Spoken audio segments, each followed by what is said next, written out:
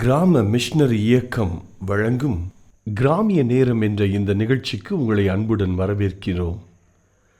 கிராம மிஷனரி இயக்கம் கடந்த 27 ஆண்டுகளாக சிறுவர் மற்றும் வாலிபர் மத்தியில் ஊழியம் செய்து வருகிறது. 800க்கும் மேற்பட்ட மிஷனரிகளோடு தமிழ்நாட்டில் உள்ள 38 மாவட்டங்கள் உட்பட ஆந்திரா, ஒடிசா, கர்நாடகா, சத்தீஸ்கர், ஜார்க்கண்ட் மற்றும் மத்திய பிரதேசம் ஆகிய மாநிலங்களிலும் நற்செய்தி பணியை செய்து வருகிறது. எமது இலக்கு 1,00,000 கிராமங்கள், 7,000 மிஷனரிகள், ஒவ்வொரு மாநிலத்திலும் 500 மிஷனரிகள். எமது தரிசனம் என் ஆட்டுக்குட்டிகளை மேய்ப்பாயாக என்ற வசனத்தின்படி கிராமங்களில் உள்ள சிறுவர் மற்றும் வாலிபர்களை கிறிஸ்துவுக்குள் வழிநடத்தி அவர்கள் மூலம் கிராமங்களை சுவிசேஷ மயமாக்குதல், சந்திக்கப்படும் சிறுவர் மற்றும் வாலிபர்களை நாளைய தலைவர்களாகவும் ஊழியர்களாகவும் உருவாக்குதல், ஒவ்வொரு கிறிஸ்தவரையும் ஆத்தும ஆதாயம் செய்கிறவராக மாற்றுதல். இப்பொழுதும் எமது நிகழ்ச்சிகளை ஜெபத்துடன் பார்த்து பயனடையுங்கள். செயல்படும் கிறிஸ்தவர்களாக தேவனுக்கு உங்களை அர்ப்பணிப்பது உறுதி. மனதில் கலக்கமா? வாழ்வில் பயமா? பாவ பழக்கத்திலிருந்து விடுபட முடியவில்லையா? வாழ்வில் என்ன செய்வோம் என்ற குழப்பமா? தேவனுக்காக ஏதாவது செய்ய ஆசையா? விடை தெரியாத கேள்விகளுக்கு விடையறிய வாருங்கள்.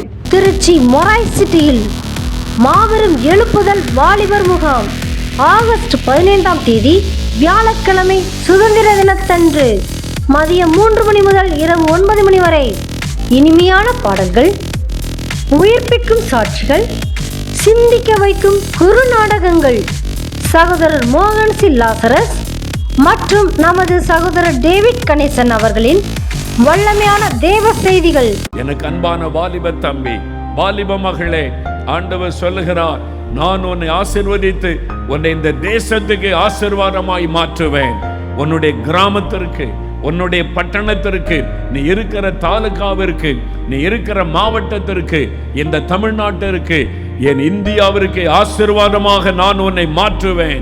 அருமையான இங்க வந்திருக்கிற வாலிப தம்பிமார்களே, தங்கச்சிமார்களே, இன்னைக்கு நீ வீட்டுக்கு போகும்போது ஏசப்பா உங்க கூட வரப்போகிறார். இந்த கூட்டத்தில் இருக்கிற நிறைய பேர் இந்த கிறிஸ்தவ கூட்டத்தில் என்ன நடக்குன்னு வேடிக்கை பார்க்க வந்திருக்கிறீங்களா? நான் சொல்றேன், இன்னைக்கு வீட்டுக்கு போகும்போது ஏசப்பா உங்க வீட்டுக்கு உங்க கூட வரப்போகிறார். வாலிபரே, நீங்களும் பங்கு பெறுங்கள், உங்கள் நண்பர்களையும் பங்கு பெற செய்யுங்கள்.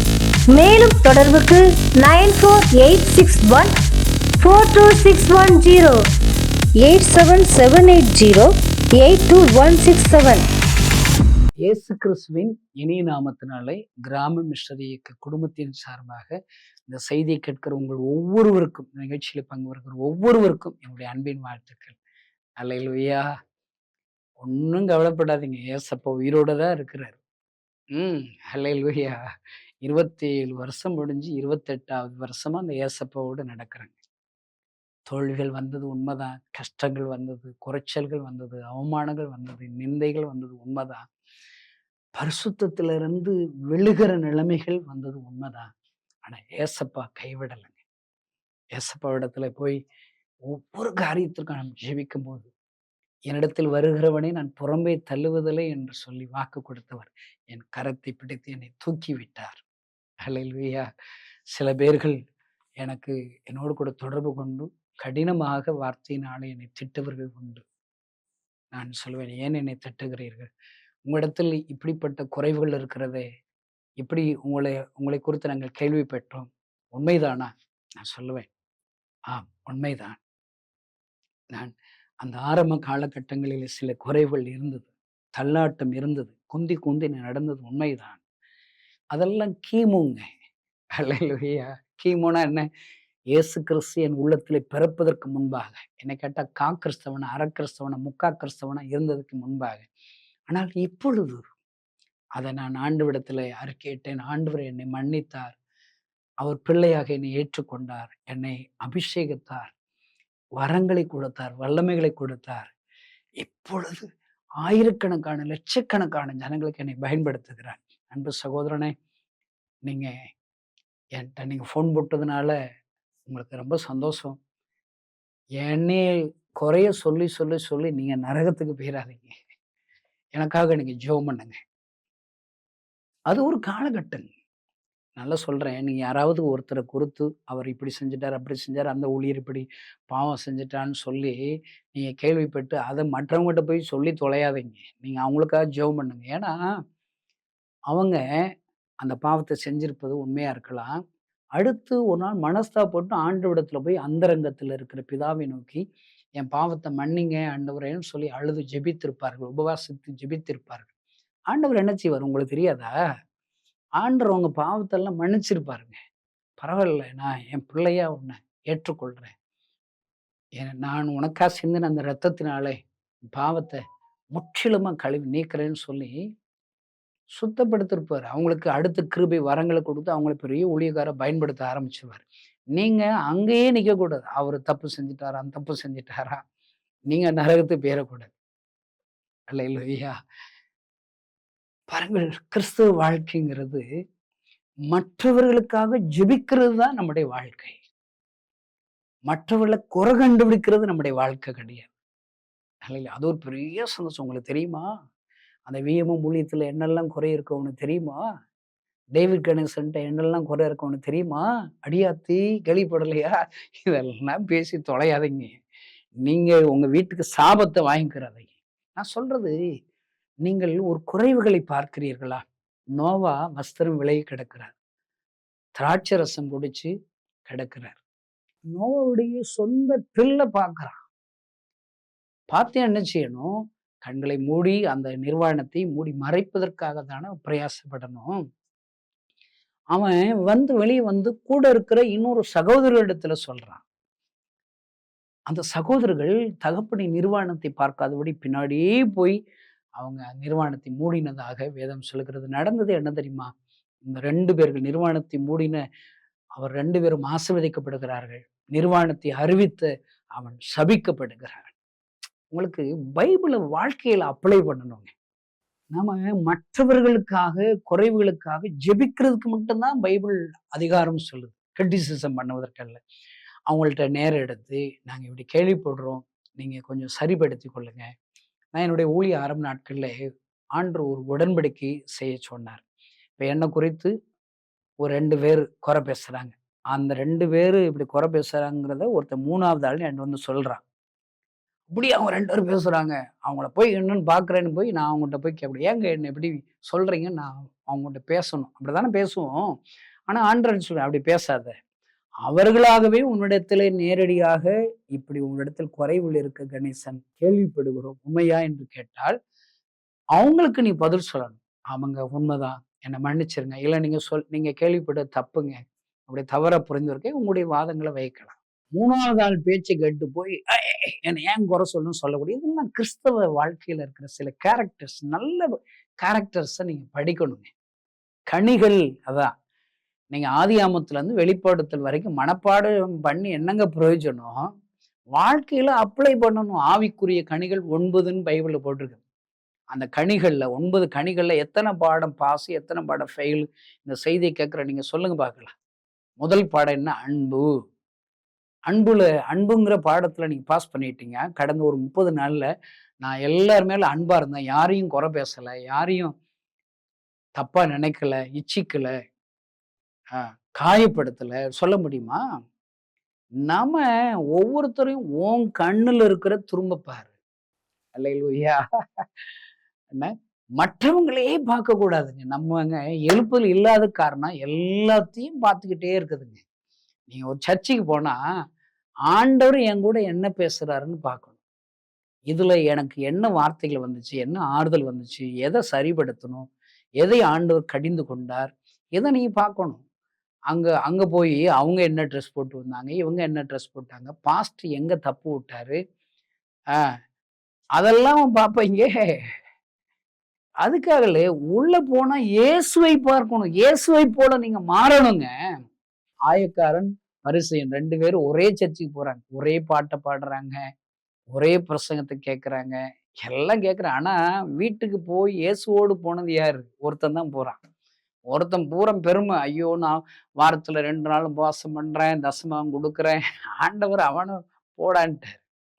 அன்பிற்குரியவைகளே, இயேசுவை பார்க்கணும். அவன் தூரத்தில் மார்த்தட்டி அழுகிறான், கிருபையாயிரும் என்று அழுகிறான். நான் இன்றைக்கு என்னுடைய ஜெப வாழ்க்கையை எப்படி தெரியுமா ஜெபிக்கிறேன்?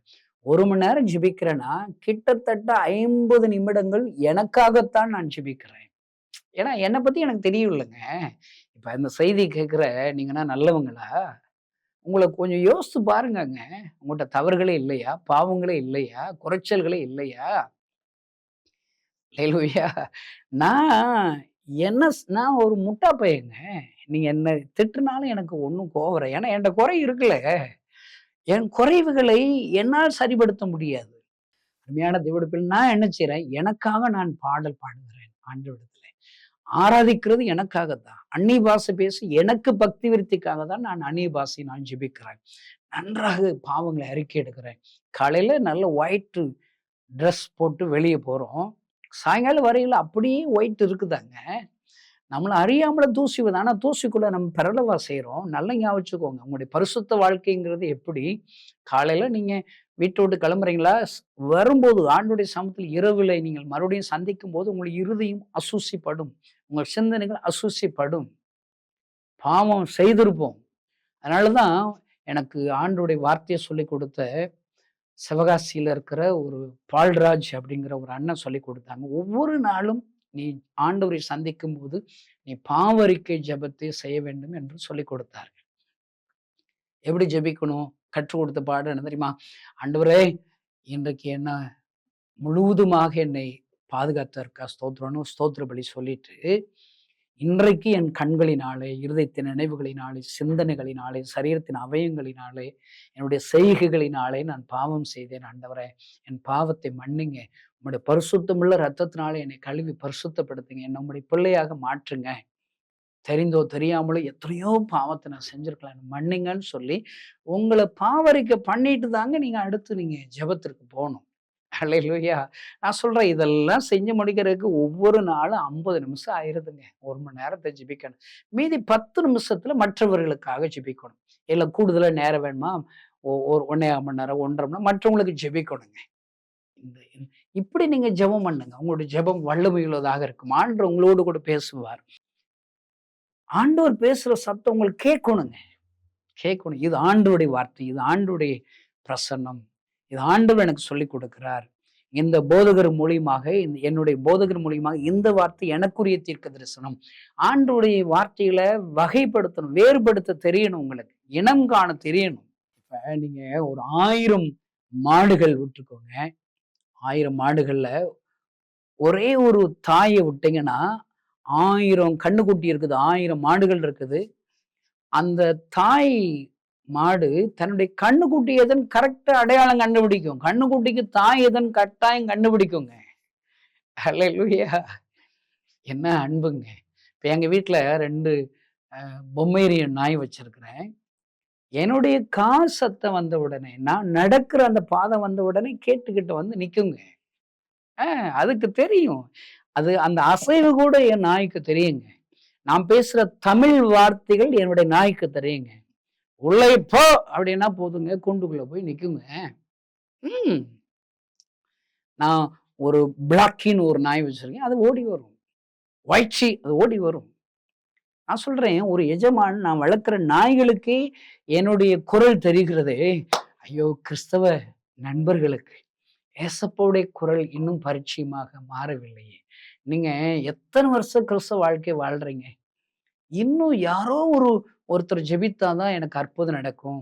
தடுமாறுறீங்களா? தள்ளாடுறீங்களா? தப்பான முடிவு எடுக்கிறீங்களா?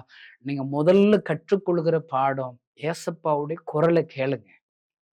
இப்ப என் மனைவி குரல் எனக்கு தெரியும். எனக்கு 3 பெண் பிள்ளைகள், ஒரு பையன் இருக்கிறான். என்னோட லீடர்ஸ் குரல் தெரியும். நான் வளர்க்கிற பிள்ளைகள் குரல் தெரியும். எப்படி? அவளோடு கூட நேரம் செலவழிக்கிறேன். அவருடைய குரல் எனக்கு பரிச்சயமா மாறிடுச்சு. யாரு எந்த இடத்துல பேசினாலும் எனக்கு குரல் தெரியும். இது இவங்க வார்த்தை, இவங்க சத்தம். நான் நேசிக்கிற மோகன் சி லாசரஸ் அண்ணன் எங்கோ ஒரு செய்தி கேசட்டு பக்கத்து தெருக்கள்ல யாரோ ஒரு வீட்டுல கேட்கறாங்களா, எனக்கு தெரியும். அவங்க அண்ணன் பேசிட்டு இருக்கிறாங்க. இது மோகன் சி லாசனுடைய செய்தி. ஏன்னா நான் ரட்சிக்கப்பட்ட உடனே சிவகாசியில பெல்ஹோட்டல் என்ற ஒரு இடத்துல அங்க ஒரு லைப்ரரி இருந்துச்சு. அங்க அண்ணன் பேசின நூற்றுக்கணக்கான செய்திகள் இருக்கும். அங்க எல்லாம் ஒரு வாரத்துக்கு ஒரு 2 கேசட் வாடகைக்கு எடுத்துட்டு போலாம். அதுல உள்ள எல்லா கேசட் செய்திகளை கேட்டு கேட்டு அவங்களுடைய குரல், அந்த வார்த்தைகள் எல்லாம் எனக்கு பரிச்சயமாக மாறிருச்சு. அல்லேலூயா! இதே போலதாங்க நான் ஏசப்பா சமூகத்துல காத்திருக்க அவன் மீது அன்பு செலுத்த ஆண்டவருடைய குரல் எனக்கு பரிச்சயமா மாறிடுச்சு. இல்லாட்டி இவ்வளவு பெரிய ஊழிய தலைவனா எப்படிங்க இருக்க முடியும்? இதை செய், இதை செய்யாத, இதை பேசு, எல்லாம் ஆண்டவர் சொல்லிக் கொடுக்கிறார். அல்லேலூயா! என்ன அன்பு ஐயா! எனக்கு ஆசைங்க, இந்த செய்தி கேட்கிற நீங்க எல்லாரும் ஒரு ஒழுங்கும் கிரமமான ஒரு ஜெப வாழ்க்கையை ஆண்டவரோடு கூட தொடங்குங்க. ஆண்டவர் உங்களோடு கூட பேசுவார். அல்லேலூயா! அவர் பேச ஆரம்பிச்சுட்டா உங்களுக்கு தோல்விகளே வராதுங்க. தோல்விகள் வந்தாலும் அது ஜெயமா மாறும். இப்ப சிவந்த சமுத்திரம் வந்துருச்சா? ஏன் சிவந்த சமுத்திரம் கேள்வி கேட்டு உங்க நேரத்தை வீணடிச்சிடாதீங்க. நீங்க போய் ஜெபிக்க வேண்டிய என்ன? ஆண்டவர், இந்த சமுத்திரத்தை எப்படி நான் கடக்கணும்? கேட்கணும். வரும் ஆண்டவர்ட்ட பிளான் கேளுங்க. அவர் சொல்லுவார். ஒரு சோம்பேறி திட்டம் கொடுப்பார். அல்லேலூயா! அவர் சொல்ற ஆலோசனை என்ன? உன் கையில இருக்கிற கோலை எடுத்து நீட்டுறாங்கிற. நான் அடிக்கடி என் சண்டே கிளாஸ் கிராம பசங்களுக்கு சொல்றேன். இப்படி நேரம் நல்ல நீங்க பிரசங்கிக்கிற நல்ல நேரம் நெல் உட்காந்துக்குவாங்க. அப்படி நான் செய்யற மாதிரி சொல்லுங்க. 1, 2, 3, 4 ஸ்வைங். அவ்வளவுதாங்க, நீட்ட வேண்டியதாங்க. செங்கட 2ஆ பிளக்குதுங்க. என்ன ஆண்டவருங்க! எரிகோ வந்துருச்சா? அழுதுகிட்டே கிடக்காதீங்க. ஐயோ எரிகோ வந்துருச்சே அழுகாதீங்க. உங்க வாழ்க்கையில எரிகோ வரும். ஆண்டவரோடு நடக்கிற வாழ்க்கையில யாருங்க உபத்திரமே வராதுன்னு யாருங்க சொன்னது? போர் அடிச்சிருங்க. ஆண்டவருடைய வல்லமை நீங்க அறியவே முடியாது. கூட இருக்கிற சீசர்கள் தான். அவர் தான் அங்க போங்க, புறப்பட்டு போங்கன்னு சொல்லி மத்திய 14ல துரிதப்படுத்துகிறார். ஆண்டவருடைய வார்த்தைகளை சொல்லி புறப்பட்டு போறாங்க. ஆனா அங்கு அலைகள் வருகிறது, எதிர்காற்று அடிக்கிறது, பயப்படுகிறார்கள். அல்லேலூயா! அவர்தான் போன்னு சொல்லுவாரு. ஆனால் பிரச்சனைகள் வரும். ஆனால் ஆண்டவர் மறுபடியும் கடல் மீது நடந்து இயற்கைக்கு அப்பாற்பட்ட அற்புதத்தை செய்கிற தேவன் என்பதை அவர் நிரூபிக்கிறார். காற்று கடலில் அமர்ந்து விடுகிறது, அமைதலாகிறது. அக்கறைக்கு போகும் வாருங்கள்னு சொல்லி அவர் தான் அழைச்சிட்டு போவார். ஆனா பிரச்சனைகள் வரும். வந்தா என்ன? ஆண்டவர் அற்புதம் இதெல்லாம் எதற்காக? உன்னோடு கூட இருக்கிற ஆண்டவராகி நான் எவ்வளவு பெரிய அற்புதம் உள்ள ஆண்டவர் என்பதை நீ அறிஞ்சு கொள்ளுங்கிறத ஆண்டவர் சொல்லிக் கொடுப்பதற்காக சில அற்புதங்களை செய்து காண்பிக்கிறாருங்க. ஆமென். அல்லேலூயா! உலகத்தில் உபத்திரம் உண்டு, ஆனாலும் திடன் கொள்ளுங்கள், நான் அந்த உலகத்தை ஜெயித்தேன் என்றுதான் சொல்றாரு. உபத்திரமே வராதுன்னு சொல்லலைங்க. என்ன வேணாலும் வரட்டும். எரிகோ வந்துருச்சா? அழுகாதீங்க. கடன் பிரச்சனை வந்துருச்சு, வியாதி எரிகோ வந்துருச்சு, குழந்தை பாக்கியம் இல்ல, அவமான நிந்த கஷ்டம் அழுக கண்ணீர் அழுதுகிட்டே இருந்து பல மாதங்களை வேஸ்ட் பண்ணிட்டீங்க. இன்னும் வேஸ்ட் பண்ணாதீங்க. ஆண்டவர்கிட்ட போய் உட்காருங்க, அழுங்க, ஆண்டவர்கிட்ட ஒப்பு கொடுங்க.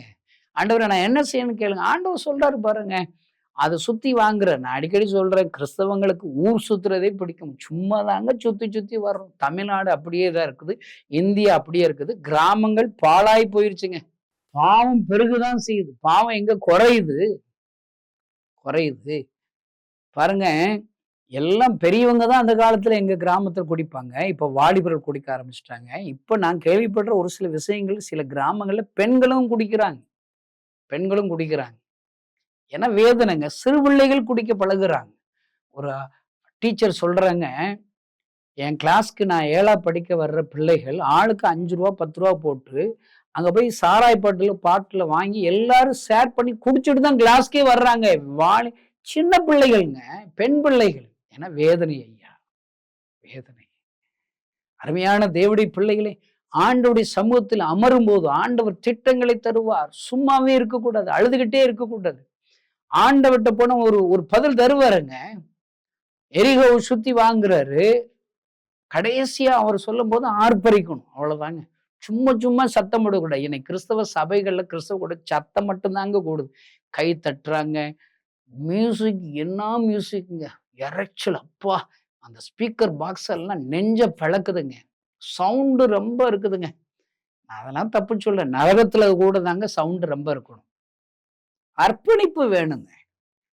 அல்லேலூயா. அங்கு சத்தம் வர்றது பெரிய பிரச்சனை. சத்தம் வரட்டும், வராம கூட இருக்கட்டும். அர்ப்பணிப்பு இருக்கணும். கனி இருக்கணும். இந்த வாரம் கூட்டம் கூடி அந்நிய பாஷை பேசி சத்தம் விட்டு மியூசிக் அடிச்சு டான்ஸ் ஆடிட்டு வீட்டுக்கு போ. அடுத்து வரும்போது ஒரு 100 பேர் சர்ச்சுக்கு வந்துரு ஆட்டம் போட்டு போறீங்களா, அந்நிய பாஷை கேட்டு ஒரு பிரசங்கத்தை போட்டு போறீங்களா, அடுத்த வாட்டி ஒருத்தராவது உங்க சர்ச்சுக்கு வர வேண்டாமா? என்னை கேட்ட 10ல ஒரு 1 தசமமா கொடுக்கணும். 10 பேர் ஒருத்தர் கூட்டம் 100 பேருக்குன்னா ஒரு 10 பேராவது சர்ச்சுக்கு வரணுங்க. இல்ல அந்த சர்ச்சு ஆராதனை ஃபெயிலியர், தோல்வி அடைந்தீர்கள். அருமையான தேவனுடைய பிள்ளைகள், கிறிஸ்துவ வாழ்க்கை அர்த்தமுள்ளதா வாழணும். இதை கேட்கிற உங்கள்ட்ட ஏசப்ப ஒரு வார்த்தை எனக்கு சொல்ல சொன்னாருங்க. நான் உங்களுக்கு வாசிக்கிறேன், கவனிங்க. எரேமியா 18ஆம் அதிகாரம் 1ஆம் வசனத்துல இருந்து வாசித்து பார்த்தா 2ஆம் வசனத்தை, நீ எழுந்து குயவன் வீட்டிற்கு போ, அங்கே என் வார்த்தைகளை உனக்கு தெரிவிப்பேன். அல்லேலூயா. அங்கு ஆண்டவருடைய வார்த்தைகளை கேட்கறதுக்காக அங்க கிளம்பி போன நிறைய பேர் சொல்லுவாங்க, ஏன் எங்கேயே பேச மாட்டாரா? சில காரியங்கள் ஆண்டவர் ஒரு சில இடத்துக்கு உன்னை கொண்டு போனாதான் அங்க வச்சு உன்கிட்ட பேசுவார். இந்த தீர்க்கதரிசியா இருக்கலாம், உனக்கு சொன்னா புரியாதுப்பா, சிலதை பிராக்டிக்கலா தான் ஆண்டவர் உங்களுக்கு சொல்லி கொடுப்பார். அல்லேலூயா. குயவன் வீட்டுக்கு போனா அங்கு 4ஆம் வசனத்துல பாருங்க, குயவன் வணிந்து கொண்டிருந்த மண்பாண்டம் அவன் கையிலே கெட்டு போயிற்று. அப்பொழுது அதை திருத்தமாய் செய்யும்படிக்கு தன் பார்வைக்கு சரியாய் கண்டபடி குயவன் அதை திரும்ப வேறு பாண்டமாக வணைந்தான். இவ்வளவுதாங்க. நான் சொல்றேங்க, ஒரு மண்ணு கையில இருக்குதுங்க. குயவன் கையில இருக்கிற மண்ணு கையில இருக்குது. அத ஒரு பாண்டமா அது செய்ய நினைக்கிறாரு. நல்லா ஞாபகம் வச்சுக்கோங்க. குயவன் இருதயத்துல என்ன வரைபடம் இருக்குன்னு மண்ணுக்கு தெரியுமா? தெரியவே தெரியாது. எனக்கு இந்த செய்தி கேட்கிற உங்க வாழ்க்கையில ஆண்டவர் உங்க வாழ்க்கையில என்ன அற்புதம் செய்ய போகிறார், எப்படிப்பட்ட கனமுள்ள பாத்திரங்களா உங்களை உருவாக்க போகிறார் உங்களுக்கு தெரியுமா? தெரியாதுங்க. இன்னும் எல்லாம் தெரியணும்னு சொல்லி நினைக்காதீங்க. நிறைய பேர் போன் அடிப்பாங்க, பிரதர் ஆண்டவர் என்ன சொன்னார், நீ உருப்படணும்னு சொன்னார், நீ மண்ணாருன்னு சொன்னார். நான் சொல்லுவேன், மண்ணு கேள்வி கேட்க கூடாதுங்க, மண்ணு சந்தேகப்படக்கூடாது, மண்ணு பயப்படக்கூடாது. எனக்கு எப்போ அற்புதம் நடக்கும், எனக்கு எப்போ கல்யாணம் நடக்கும், எனக்கு எப்போ குழந்தை பிறக்கும், எனக்கு எப்போ வேலை கிடைக்கும், எனக்கு சொந்த வீடு எப்போ கிடைக்கும். நான் சொல்றேன், எனத்தையாவது கேள்வி கேட்டு உங்க உடம்ப கெடுத்துக்கிறாதீங்க, உங்க தூக்கத்தை கெடுத்துக்கிறாதீங்க. மண்ணா இருங்கங்க. பாருங்க, உங்களுக்கு ஒரு உதாரணம் சொல்றேன். இப்ப யோசேப்பு இருக்கிறான். யோசேப்புடைய வாழ்க்கையில ஆண்டவர் என்ன திட்டம் வச்சிருக்காருன்னு யாருக்குங்க முதல்ல தெரிஞ்சு? அவன் அப்பாவுக்கு தெரிஞ்சுதாங்க? தெரியல. கூட பிறந்தவங்க எவனுக்கும் தெரியல.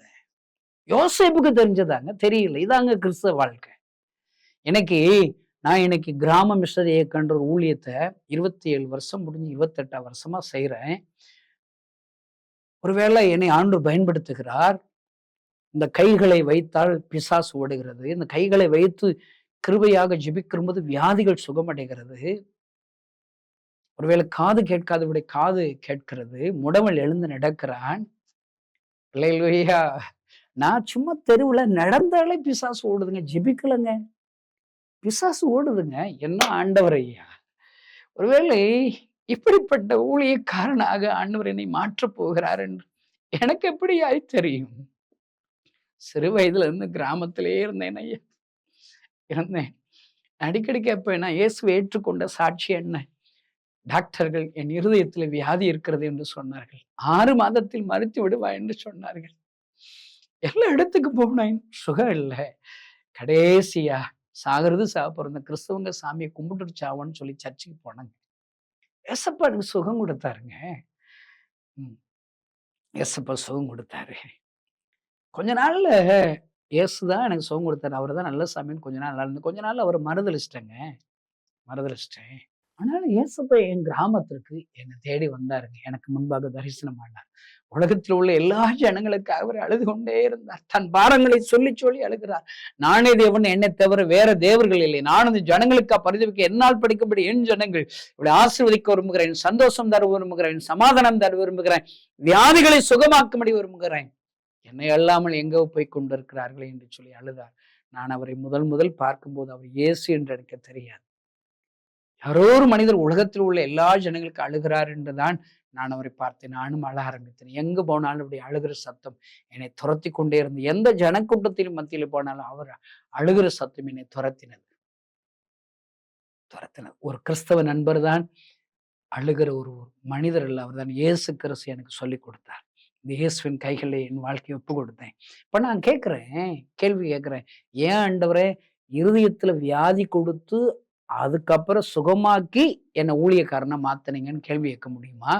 ஏன் ஆண்டவரே என்னை சின்ன கிராமத்துல பிறக்க வச்சிங்க, என்னை ஊழியக்காரன் முன்குறிச்சிங்களே, என்ன திருநெல்வேலியில, நாகர்கோவில்ல, தூத்துக்குடியில பிறக்க வச்சிருக்க வேண்டியதானே கேள்வி கேட்கிறேன்.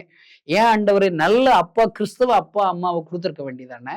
எங்க அப்பா கற்பையாங்கிற ஒரு அப்பாவை கொடுத்தீர், சரஸ்வதின்னு ஒரு அம்மாவை ஏன் கொடுத்தேன்? பல கேள்வி எனக்கு இருக்குதுங்க. ஏன்னு எல்லா கேள்விக்கும் பதில் நமக்கு தெரியாதுங்க. நாளானது விளங்க பண்ணும். யோசேப்புடைய வாழ்க்கையிலே என்னை குறித்து என்ன தரிசனம் வைத்திருக்கிறார், என்னை எத்தனை லட்சங்களுக்கு ஆசீர்வாதமாக மாற்றப் போகிறார், எல்லாம் எனக்கு விரோதமாக நடக்கிறது. கூட இருக்கிற சகோதரர்கள் குழி வெட்டுகிறார்கள், அவமானப்படுத்துகிறார்கள், நிர்வாணப்படுத்துகிறார்கள், எல்லாம் நடக்கிறது. ஆனால் ஒரு நாள் வரும்போதுதான், ஓஹோ இதற்காகத்தான் அந்த அவமானமா, இதற்காகத்தானா அந்த நிந்தையா, இதற்காகத்தானா என்னை இத்தனை வேதனைகள் நடந்ததா, சிறையிருப்புகள் நடந்ததா? ஒரு நாள் அவனுக்கு புரிகிறான். அவன் சொல்லுகிறான் தன் சகோதரர்களை பார்த்து, நீங்களும் எனக்கு தீமை செய்ய நினைத்தீர்கள், ஆண்டவர் என்னை நன்மையாக மாற்றினார். இந்த செய்தி கேட்கிற அன்பு சகோதர சகோதரிகளே, நீங்க எதையுமே ஆராயாதீங்க, ஜஸ்ட் மண்ணாருங்க. உங்களை புரிஞ்சவங்க உங்களை சுத்தி யாரும் இருக்க முடியாது. உங்க அப்பா அம்மா உங்களை புரிய முடியாது, உங்க கூட இருக்கிற சகோதர சகோதரி இருக்க முடியாது, உங்க கூட வேலை பார்க்குறவங்க நீங்க யாரு, உங்க அர்ப்பணிப்பு என்ன, உங்களை ஆண்டவர் எவ்வளவு பிளஸ் பண்ண போறவங்க தெரியாது. உங்களை தெரியுமாங்க? தெரியாதுங்க. ஜஸ்ட் நீங்க மண்ணா இயேசுப்பா கைகளில் ஒப்பு கொடுத்தா போதுங்க. அந்த திட்டம் நிறைவேறுவதற்காக என்னைய அர்ப்பணிக்கிறேன், என் நேரங்களை, என் ஆவி ஆத்மா சரீரத்தை அர்ப்பணிக்கிறேன்னு சொல்லி அர்ப்பணிங்க. ஆண்டவர் எல்லாருடைய கண்கள் ஆச்சரியப்படும்படியாக உன்னை ஆசீர்வதிப்பார். உன் சத்துருக்களுக்கு முன்பாக உன் தலையை உயர்த்துவார், உன்னை கனப்படுத்துவார். யோசேப்பை உயர்த்தினது போல, யோசேப்பை லட்சங்களுக்கு ஆசீர்வாதமாக மாற்றினது, ஒரு தேசத்திற்கே ஒரு அதிகாரியாக மாற்றினது போல உன்னை மாற்றுவார். ஜெபிப்போமா? பரலோகத்தில் இருக்கிற எங்கள் அன்பு தகப்பனே, கண்டு சொல்த்துக்கிறோம், துதிக்கிறோம் அப்பா. இந்த செய்தியை கேட்கிற ஒவ்வொருவரும் குயவன் கையில இருக்கிற மண்ணை போன்று அணி இருக்கிறேன் என்கிற உணர்வைத்தார், நம்பிக்கையைத்தார், விசுவாசத்தைத்தார். என்னை குறித்து ஒரு தேவ திட்டம் என் ஆண்டவருக்கு தான் தெரியும். நான் ஜஸ்ட் அவர் கைகளில் இருக்கணும், அர்ப்பணிக்கணுங்கிற அந்த உணர்வைத்தார்.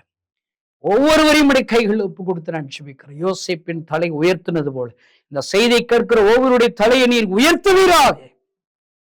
தேவக்கரம் அவளை தொடுவதா, பரிசுத்தாவுடைய அபிஷேகத்தால் நிறைத்தொல்லும். நம்முடைய நாமம் மகிமைப்படட்டும். இயேசு நாமத்தினால் பிதாவே, ஆமென். இந்த செய்தி நிச்சயமாக உங்களை செயல்பட தூண்டிருக்கும் என விசுவாசிக்கிறோம். நீங்களும் எங்களோடு இணைந்து தேவனுக்காக ஏதாவது செய்ய விரும்புகிறீர்களா? கீழ்கண்ட எங்களது ஊழிய திட்டத்திற்காக ஜெபிக்க முன்வரலாமே. தமிழ்நாடு மற்றும் பிற மாநிலங்களிலும் ஆலயம் கட்ட தேவையாய் உள்ள 1000 கிராமங்களில் இடம் வாங்கி ஆலயம் கட்டப்பட ரூபாய் 5 லட்சமோ அல்லது அதில் ஒரு பகுதியோ கொடுத்து ஆலயம் கட்டி கொடுப்போர் எழும்ப ஜெபியுங்கள். சூனேமியால் எலிசாவுக்கு ஒரு அறை வீட்டை கட்டி கொடுத்தது போல புதிய மிஷனரிகள் தங்கி பயிற்சி எடுப்பதற்கு ரூபாய் 2 லட்சம் கொடுத்து ஒரு மிஷனரி வீட்டை கட்டி கொடுப்போர் எழும்ப ஜெபியுங்கள். நாம் சந்திக்கும் வாலிபர்கள் மற்றும் ஆரம்ப விசுவாசிகளை கிறிஸ்துவுக்குள் வளரச் செய்ய ரூபாய் 300 கொடுத்து முழு வேதாகமும் வாங்கி கொடுப்போர் எழும்ப ஜெபியுங்கள். நாம் பணி செய்யும் 8 மாநிலங்களிலும் உள்ள 880 மிஷனரிகளை மாதந்தோறும் ரூபாய் 10,000 கொடுத்தோ அல்லது இயன்ற காணிக்கையை கொடுத்தோ தாங்குவோர் எழும்ப ஜெபியுங்கள். தமிழ்நாடு மற்றும் பிற மாநிலங்களிலும் துரிதமாக சுவிசேஷம் அறிவிக்கவும்